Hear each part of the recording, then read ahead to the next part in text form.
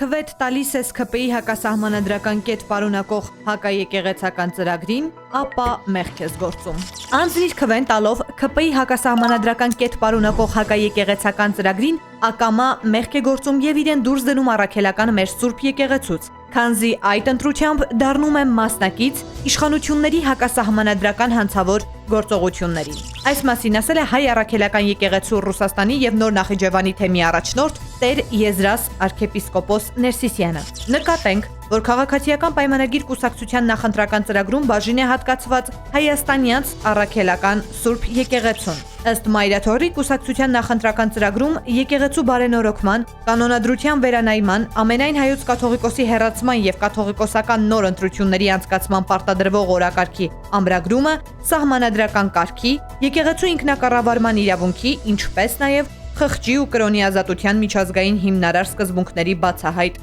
ոտնահարումը։ Բաժանորդագրվեք Արմաթ մեդիայի ալիքներին սոցցանցերում, հետևեք մեզ նաև Armat Media AM կայքում։